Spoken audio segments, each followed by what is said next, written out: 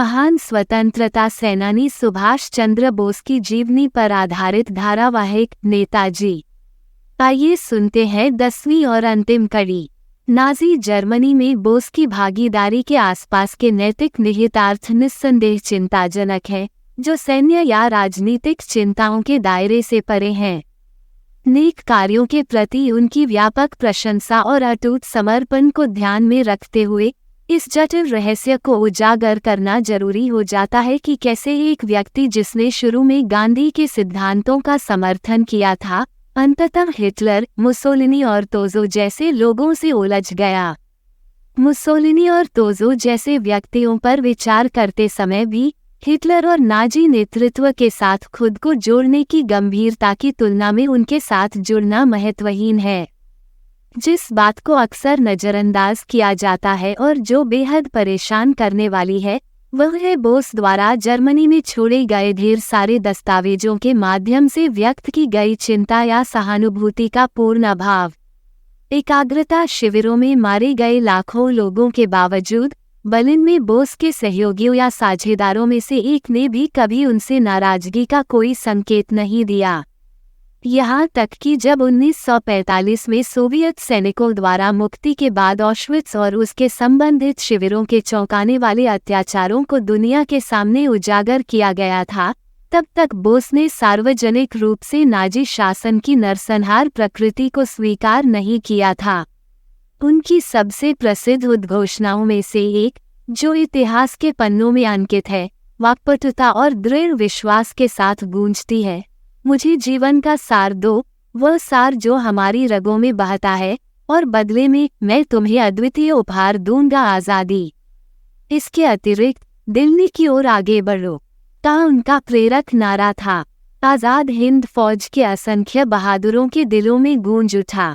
इसके अलावा उन्होंने कलात्मक रूप से एक गहन नारा तैयार किया जिसमें उनकी दृष्टि का सार शामिल था, एकता, समझौता और अंतिम बलिदान। उन मूल सिद्धांतों को मूर्त रूप देता है जो उनके महान उद्देश्य का मार्गदर्शन करते थे। बोस की विरासत के प्रति स्थायी सम्मान भारत की सीमाओं से परे तक फैला हुआ है।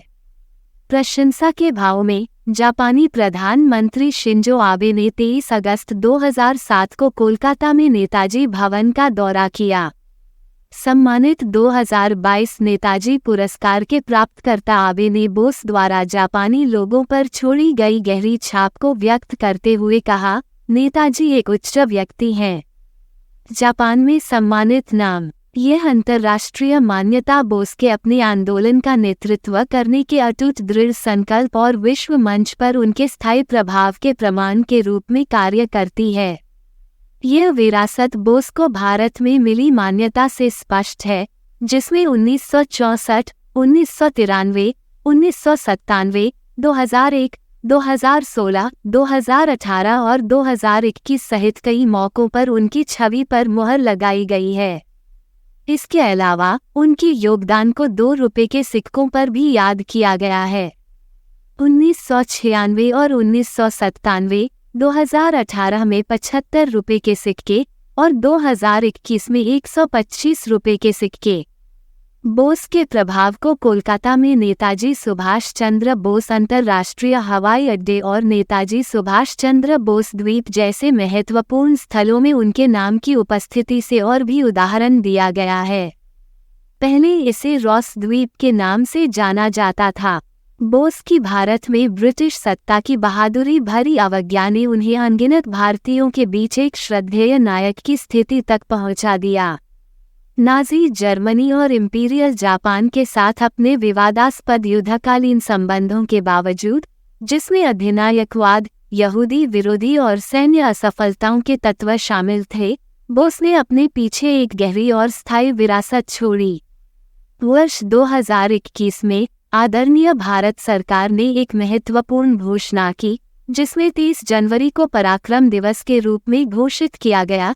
ये बहुत महत्वपूर्ण दिन है जो श्रद्धेय सुभाष चंद्र बोस की शानदार जयंती मनाने के लिए समर्पित है।